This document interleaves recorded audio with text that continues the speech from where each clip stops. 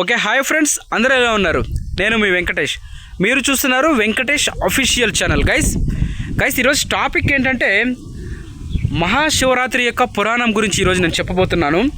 మహాశివరాత్రి యొక్క పురాణము మరియు శుభ గడియలు, అభిషేకాలు, పూజలకు అనుకూలమైనటువంటి సమయం ఏమిటి అనేటటువంటి మొత్తం డీటెయిల్స్ అయితే మనము ఈరోజు ఈ యొక్క వీడియోలో అయితే ఈ టాపిక్లో చూద్దాం. గైస్, మహాశివరాత్రి 2026 సంవత్సరంలో మనకు సండే వచ్చింది, అది మనందరికీ తెలుసు. సో ఆల్రెడీ పండుగ అయిపోయింది.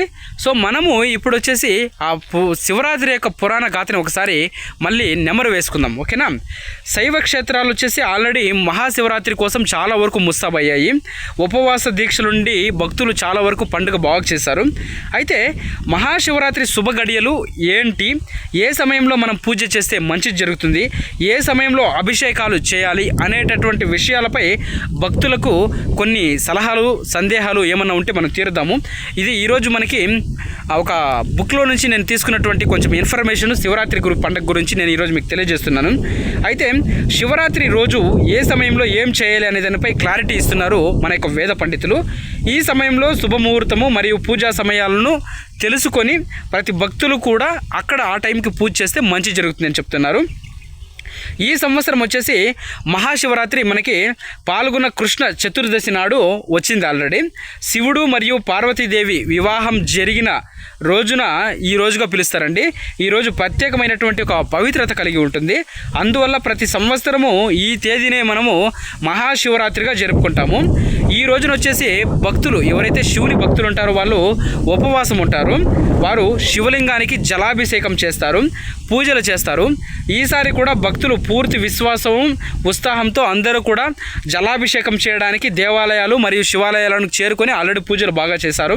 మహాశివరాత్రి నాడు జలాభిషేకానికి అనుకూలమైనటువంటి సమయం ఎప్పుడు అని మనం చూస్తే మహాశివరాత్రి రోజు ఉపవాసం ఉండి పూజ చేయాలి.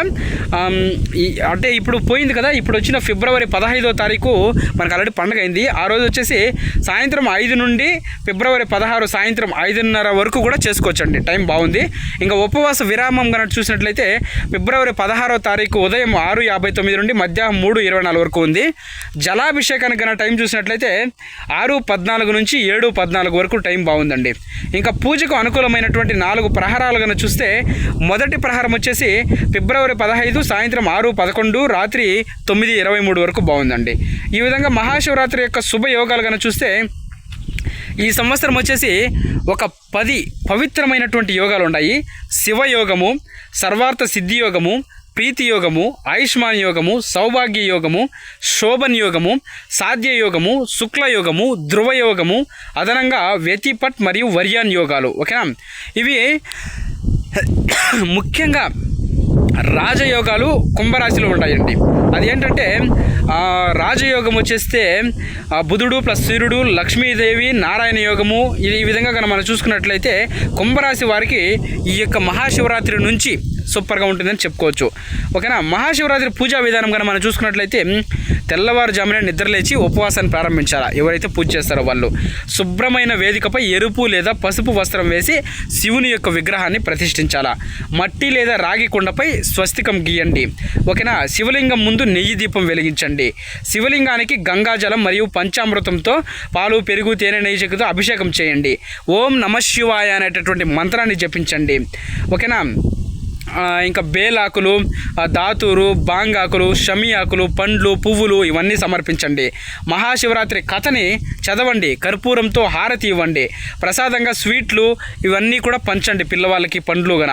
మహాశివరాత్రి యొక్క పురాణాన్ని గన మనం చూసినట్లయితే అండి, మహాశివరాత్రి పురాణం ప్రకారం వచ్చేసి శివుడు మరియు పార్వతీదేవి పాల్గొన్న కృష్ణ చతుర్దశి నాడు వివాహం చేసుకున్నారు. కాబట్టి ఈ రోజున ఉపవాసం ఉండి శివలింగానికి అభిషేకం చేసి రాత్రి జాగరణ చేస్తే శివుడు మరియు పార్వతీదేవి యొక్క ఆశీస్సులు లభిస్తాయి. ఇది వివాహ జీవితంలో ఆనందాన్ని తెస్తుంది. ఈ రోజున నిజమైన హృదయంతో పూజించడం వల్ల భక్తుల యొక్క కోరికలన్నీ కూడా నెరవేరుతాయని మరియు జీవితంలో ఆనందం మరియు శ్రేయస్సు లభిస్తుందని చెబుతారు పెద్దలు.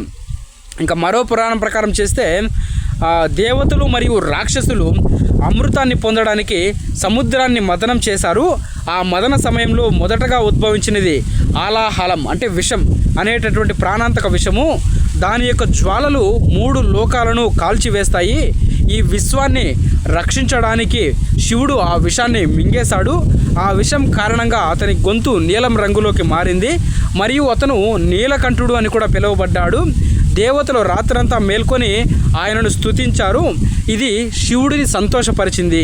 మహాశివరాత్రి రాత్రి జాగరణ ఈ యొక్క సంఘటనకు అంకితం చేయబడిందని కొన్ని పురాణాలు అయితే చెప్తున్నాయి. అయితే ఉపవాసము, జలాభిషేకము, రాత్రి జాగరణ చేస్తే శివుని యొక్క ఆశీస్సులు అయితే చాలామందికి ఉంటుంది అని ప్రగాఢమైనటువంటి విశ్వాసం భక్తులందరికీ. ఈరోజు ముఖ్యంగా చూస్తే మనము అరుణాచలము, శ్రీకాళహస్తి, శ్రీశైలము ఇవన్నీ కూడా భక్తులతో కిటకిటలాడుతూ ఉంటాయి. సో వీడియో యొక్క ఇన్ఫర్మేషన్ మీకు బాగా నచ్చింటే, వీడియోకి ఒక లైక్ చేయండి.